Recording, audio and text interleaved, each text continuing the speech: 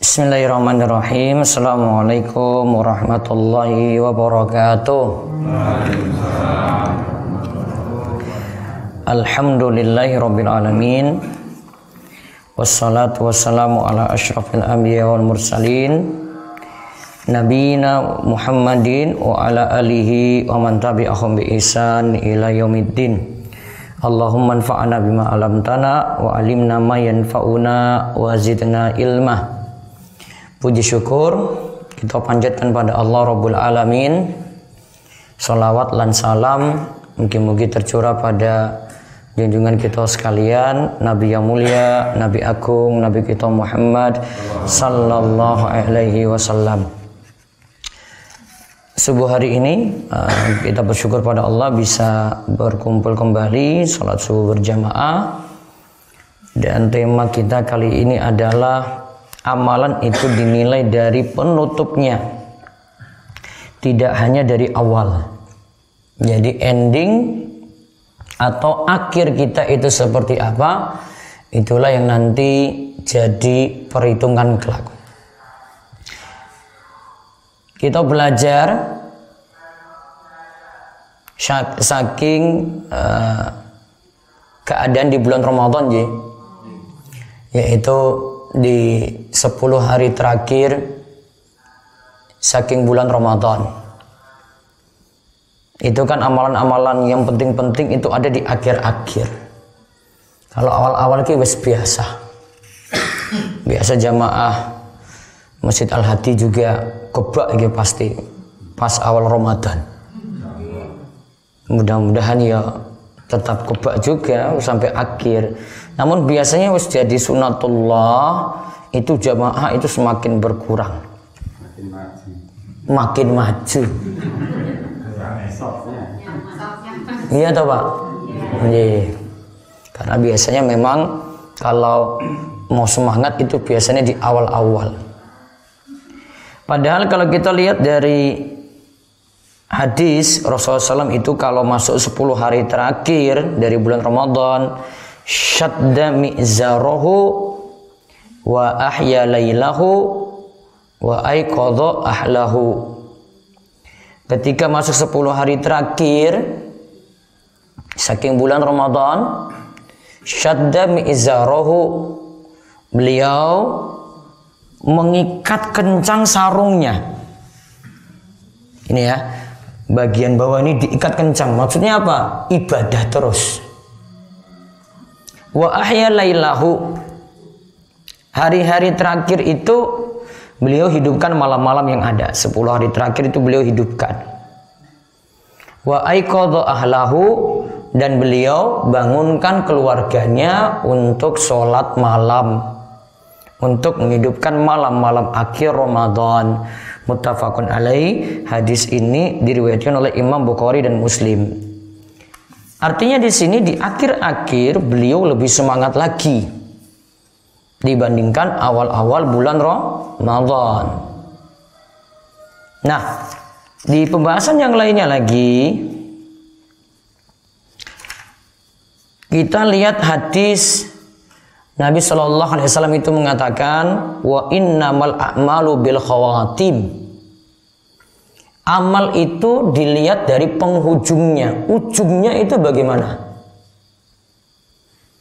Ujungnya itu bisa bertahan nggak? Jadi amal itu bukan awal saja, bukan tengah saja, wis rampung, namun kita pertahankan sampai apa? Akhir.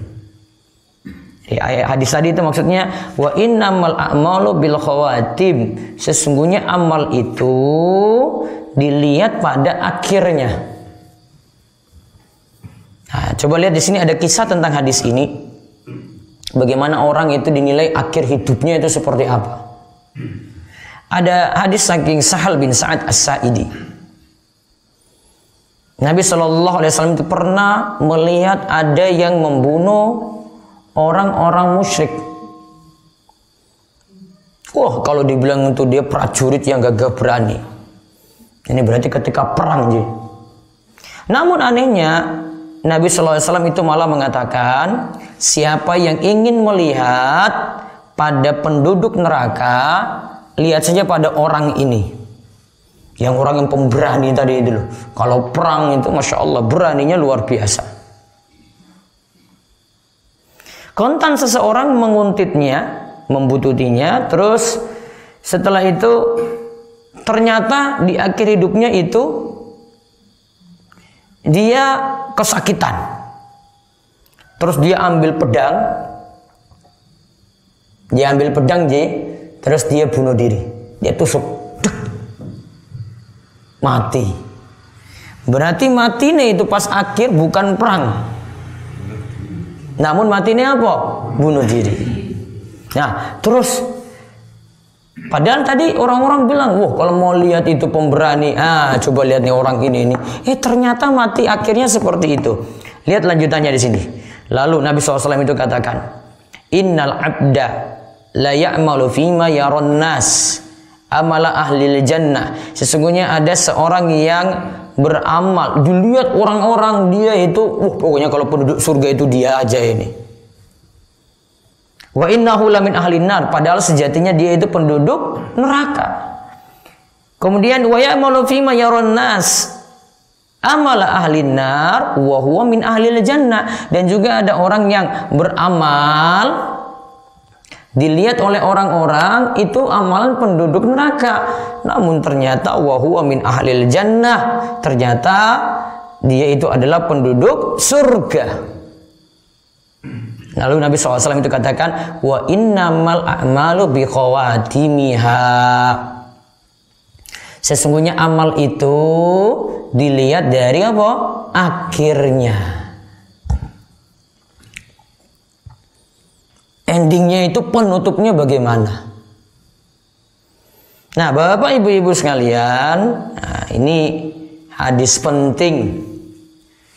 Ya, kalau kehidupan itu kita butuh pertahankan istiqomah sampai akhir.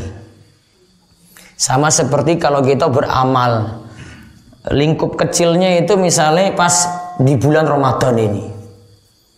Bisa atau tidak kita jaga amal itu sampai akhir gitu loh. Karena kalau cuma awal-awal saja wes biasa. Padahal kalau yang akhir-akhir itu babak final loh itu. Coba jenengan kalau lihat uang main volley itu ya. Ya. Yang akhir itu kan biasanya sedikit lah. Ya, penentuan juara. Penentuan juara 1 lawan 1. Namun kalau awal-awal itu, berapa grup, terus dibagi lagi. Nah, ini grup A, grup B. Kemudian nanti bertanding satu-satu gitu ya. Rame. Belum tentu akhirnya itu semuanya dapat juara. Makanya namanya amal juga kayak gitu. Awalnya itu sifatnya memang sunatullahnya rame. Namun yang paling berkesan itu yang kita lihat dari apa? Akhirnya. Akhir hidup kita itu seperti apa? Apakah dalam keadaan baik ataukah dalam keadaan buruk? Kalau ini dalam masalah kehidupan, apakah husnul khotimah ataukah su'ul khotimah? Husnul khotimah itu mati dalam keadaan yang baik. Kalau su'ul khotimah mati dalam keadaan yang jelek. Makanya ada hadis lagi di sini. Rasulullah Shallallahu Alaihi Wasallam itu bersabda, janganlah kalian terkagum dengan amalan seseorang sampai kalian melihat amalan akhir hayatnya. Amalannya itu seperti apa? Karena mungkin saja seseorang beramal pada suatu waktu dengan amalan yang soleh, yang seandainya ia mati maka ia akan masuk surga. Boleh jadi ketika hidup maksiat terus, namun akhir hidupnya apa? Baik, terus dia masuk surga. Berarti di akhir hidup dia tobat. Namun bisa jadi juga ada orang yang berubah mengamalkan perbuatan jelek. Mungkin saja seorang beramal pada suatu waktu dengan amalan jelek, yang seandainya ia mati, ia akan masuk neraka. namun ia berubah dan beramal dengan amalan soleh. Nah, oleh karenanya apabila Allah menginginkan satu kebaikan pada seorang, seorang hamba, Allah akan menunjukinya sebelum ia meninggal. Para sahabat bertanya, apa maksud menunjukinya sebelum meninggal? Nabi SAW menjawab, yaitu memberikan ia taufik yuwafiquhu li amalin salihin summa yakbiduhu alaihi. Allah akan beri petunjuk padanya sebelum meninggal, maksudnya memberikan ia taufik untuk beramal soleh dan mati dalam keadaan seperti itu, yaitu mati dalam keadaan beramal soleh. Namun kiat-kiatnya adalah ini yang perlu kita tahu supaya bisa terjaga amal terus sampai akhir. Yang pertama, poin paling penting itu banyak doa. Doa itu penting sekali, karena kita tidak bisa bergantung pada diri kita sendiri. Ada orang yang bergantung dengan dirinya sendiri biasanya kalah. Wah, gue kuat kok, taruh soruten terus. Ternyata gerteleng bengi wis rampung, orang mangkat meneh. Terlalu pede. Enggak sampai penutup. Mungkin ada yang penutup juga. Penutupan pembukaan kalih penutupan bisa. Maka yang pertama pentingnya itu apa? Doa. Yang kedua, ini penting juga ini.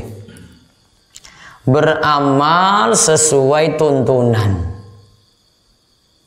Beramal sesuai apa? Tuntunan. Karena sifat ibadah saking Kanjeng Nabi itu sederhana, mudah bagi kita untuk laksanakan. Yang ketiga, jaga keikhlasan. Karena amal itu kalau ikhlas, kalau cari ridho Allah bukan ridho manusia, amalannya lebih langgeng. Beda kalau amalannya itu ingin cari pujian, cari sanjungan, ingin dilihat orang, ingin dipuji orang, amalannya itu biasanya nggak bisa lama. Maka ikhlas itu penting. Para ulama itu katakan, maka nadillahi yabqa. Sesuatu yang ikhlas karena Allah itu amalannya akan lebih apa? Langgeng, kekal, ajak gitu. Ada terus.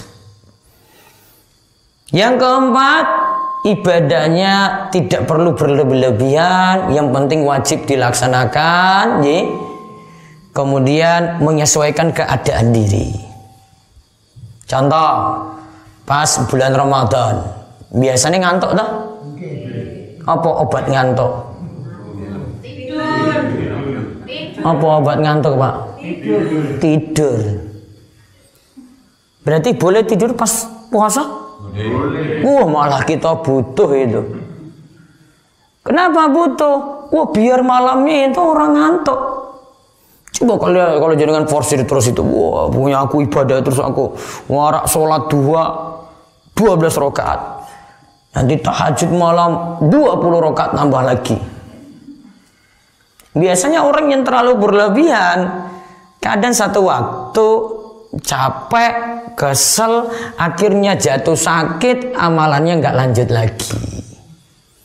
Maka kalau beramal itu pentingkan yang wajib dan lihat keadaan diri.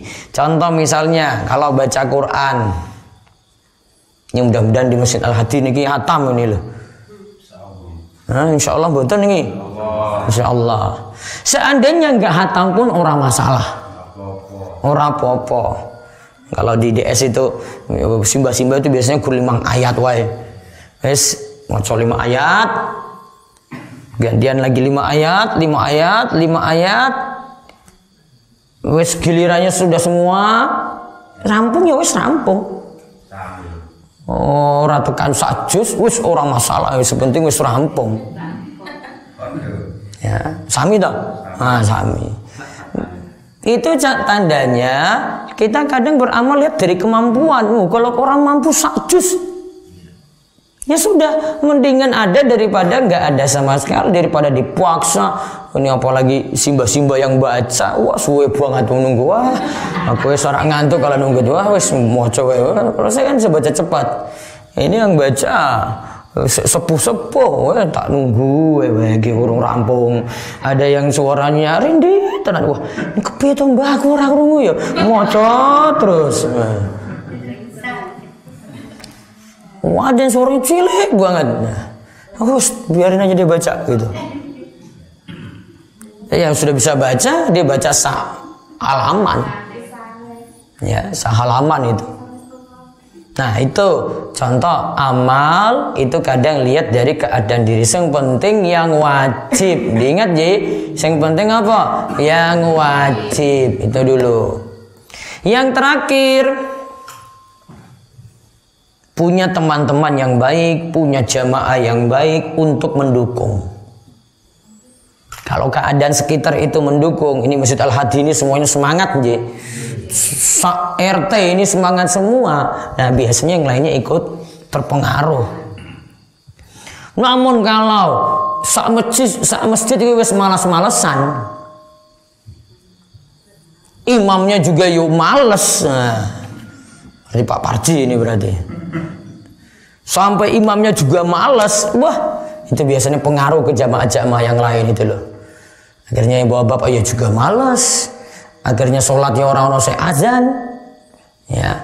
Terus ibu-ibu juga ya males, terpengaruh. Namun kalau semuanya didukung dengan orang-orang yang semangat, wah, ya malas-malas tadi langsung, aku iso kok aku orang mangkat pokoknya. Wes sing sepuh wae mangkat masuk aku ora. Gitu. Jadi terpengaruh dengan teman. Jadi kiatnya Ji, doa, ya, ikuti tuntunan, terus ikhlas, terus beramal sesuai kemampuan Ji. Terus yang terakhir, punya lingkungan yang mendukung. Dan ini juga masuk dalam kiat-kiat bisa istiqomah dan husnul khotimah. Kiat-kiatnya di situ. Jadi kita harus banyak doa pada Allah, ya, supaya akhirnya itu baik. Baik ini di bulan Ramadan, akhir amalnya itu baik. Termasuk juga ya di bulan Ramadan ini ya kita juga bisa ambil pelajaran, akhir hidup kita juga mudah-mudahan baik, diberikan oleh Allah husnul khotimah. Demikian, mungkin manfaat. Nanti sore ketemu lagi tak? Sore mana? Iya. Sampun siap? Urung kok urung masak ta? Sampun mangke. Napa Bu masaknya Ibu? Rahasia dong. Oh, rahasia. Siap. Penting enak, kalau orang enak orang teko meneh aku wis. Ustaz, mohon bertanya sebentar. Nggih. Ini tentang salat tarawih. Kemarin kan saya sempat salat tarawih 4 rakaat, terus witir. Terus yang pertama itu salat tarawihnya sudah aman. Yang kedua, dapat 3 rakaat itu ada sesuatu yang membatalkan sholat. Terus batal sholatnya. Terus kemudian imam itu witir. Saya ikut witir. Dan setelah witir itu bisa nambah yang 4 tadi yang batal. Iya. Boleh, masih boleh. Nanti tutup witir terus nambah lagi 4 karena yang 4 tadi batal. Boleh. Iya kan papat batal. Namun imamnya wes witir, ikut witir terus baru witir, yang 4 tadi dikerjakan lagi. Boleh. Orang satu tutup witir meneh. Ya, karena sampun tutup witir. Witirnya sepisan. Ada lagi. Ye. Lanjut saja. Bagaimana ucapan kita ada orang meninggal yang benar itu husnul khotimah atau husnul? Husnul. Pakai hak husnul khotimah. Gitu. Su'ul itu elek. Su'ul khotimah. Kalau husnul itu Baik. Ada yang pakai H, ada yang pakai K. Pakai husnul.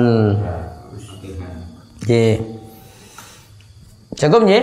Ya, nanti sore lagi ketemu, kita cukupkan, kita tutup, kalian doa kafaratul majelis, monggo.